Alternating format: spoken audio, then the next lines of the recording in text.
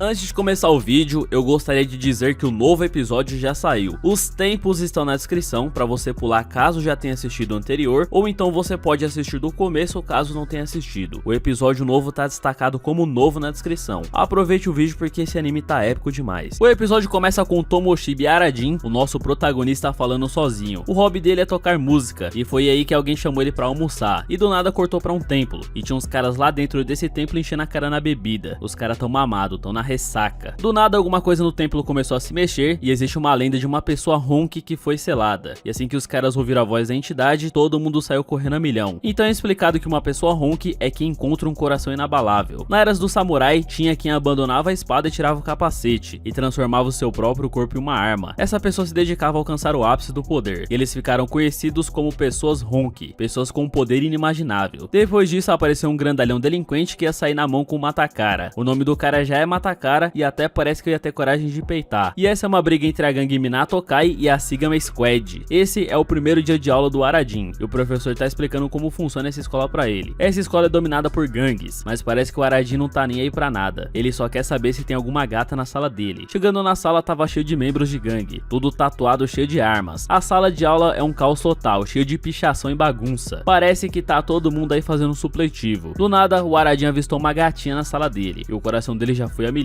Ele se sentou perto dela e assim que ele se sentou, ela se apresentou como Jin Mahoro e ela realmente é muito fofa. Assim que ela disse oi pra ele já começou a imaginar como ficaria o nome deles depois de casados. Esse cara é muito gado. A menina só disse oi pra ele. Mas tinha uns caras lá que não tava gostando nada disso. O Matakara esbagaçou o delinquente na porrada. Então tocou o sinal da escola e a Mahoro se levantou pra ir embora, mas antes ela se ajoelhou na frente dele e chamou ele pra ir embora junto com ela. O Arajin tirou a sorte grande. O cara mal chegou na escola e já conseguiu uma gata pra ele. Ela vai esperar ele no portão e ele se ligou de que a primeira vez dele finalmente chegou. É hoje que ele perde a virgindez. Só que uns valentões tentou derrubar ele com a rasteira. Eles perceberam que o Arajin tá muito atiradinho. Ele tá muito mal acostumado. Dois valentões já cercaram ele e vai ser agora que vai começar a verdadeira diversão. Só que ele disse que a comida chinesa era a melhor opção e saiu correndo do nada. Esse cara realmente é muito maluco. Ele tentou dar fuga dos caras, mas já trombou com o Matakara no corredor e parece que esse vai ser o fim dele. É hoje que ele vai pro Vapo. Ele deu azar de trombar com o mais forte. Ele ficou olhando pra cara do Matakara e esse é o fim dele. Só que na verdade o Matakara conhece ele, eles são amigos de infância, mas ele não tava conhecendo o Matakara porque o maluco cresceu demais, parece que comeu fermento. O moleque ficou gigantesco. Ele era só o nanico e olha o tamanho do homem. Já faz uns 5 anos que eles não se veem. Só que parece que o Arajin não tava muito feliz em ver o seu amigo de infância não. Ele nem queria olhar na cara dele, só que o Matakara revelou que o Arajin é forte pra caramba, mesmo não parecendo ele é muito sinistro. De repente o Arajin saiu andando e deixou os caras falando sozinho pra trás. O Matakara não tava entendendo nada. Ele desceu a escada milhão porque ele não pode perder tempo. Ele tem que se encontrar com a novinha. E assim que ele chegou lá, cadê a mina? Já tinha vazado. Demonstrou o restaurante e o cara mora dentro de um restaurante. Ele chegou lá todo tristão e uma garotinha queria saber se ele tinha conhecido alguma garota na escola. Essa menina provavelmente é alguma parente dele, mas não se sabe quem é ela. Só que ela tá felizona por ele ter conhecido uma gatinha. E vai começar a novela. O Arajin começou a preparar o rango e esses caras do restaurante são os mesmos que estavam no templo. Lá na escola mostrou a gangue do Sigma. Esses caras realmente são Sigma. E eles têm um líder muito badass, um cara chamado Mahito. Ele tá puto porque o delinquente aí apanhou, mas ele achou o Matakara um cara muito gente boa. Do nada o Mahito deu um chutaço na cara dele. Os caras são Sigma, filhão. Voltando pra novela, é a história de um monge que se apaixona por uma freira. Esse anime é doido. O Arajin tava deitado na cama e tava pensando no Matakara. Na infância, ele viu uns moleque quebrar ele no chute e não fez nada. No outro dia na escola, o Arajin percebeu que a Mahoro não tinha ido pra escola. E ainda assim os caras do fundão tava tramando alguma coisa pra ele. Chegou a hora do rango no intervalo e lá no terraço da escola, a Mahoro tava esperando ele. Ela matou aula hoje, mas de qualquer maneira ela veio pra almoçar com o Arajin no terraço e ela tava toda fofa e perguntou se ele queria virar amigo dela e ele ficou hypadão. Ela chamou ele pra um rolê no sábado também e isso tá com cara de encontro. Lá embaixo o Matakara tava atrás do Arajin e meio que os amigos dele não tava botando fé que esse tal de Arajin é forte. Só que o Matakara sabe quem ele é forte e corajoso, mas ele não curte muito lutar. Os caras tão louco pra ver ele lutando. E foi aí que os marginais viram a Mahoro lá em cima do terraço e eles estão escondendo alguma coisa. O Jin foi até uma loja de pedras pra comprar uma pedra e ele comprou uma pedra sangue de galinha. Ele tá apaixonado pela Mahoro e vai dar de presente pra ela. Aqueles marginais foram atrás dele e de repente os caras foram parar em um fliperama e ficaram lá jogando Street Fighter pra passar o tempo. Os caras tava viciadão, jogando que nem os malucos. E foi aí que uns caras começou a chegar lá do nada. Os marginais meteram o pé porque a situação ficou preta. Esses caras são os donos desse fliperama e eles perceberam que o Arajin não faz parte de nenhuma gangue, nem da Minato nem da Sigma. Na real, ele não tem nada a ver com esses caras. caras, mas é proibido pessoas que não são de gangue entrar nesse fliperama. Agora ele vai tomar um corretivo pra ficar esperto. O Aradin fugiu do fliperama só de cueca, sem roupa, sem nada. O cara tava muito louco, correndo a milhão com os delinquentes atrás dele. Isso foi um plano desses caras pra ver se ele realmente era forte. No meio dessa fuga, eles quase atropelaram um cara que entrou sem querer pra dentro de uma boate. O cara perguntou qual menina ele ia querer hoje e ele disse que ia querer uma tal de Jasmine. E sim, o cara foi lá dar uma macetada. Enquanto isso, o Aradin na fuga. Ele correu tanto que chegou até a entrada do templo. Ele se escondeu dentro do templo. Só que os malucos estão no veneno pra acabar com a vida dele. Lá no templo, ele achou logo um trabuco, logo um 38.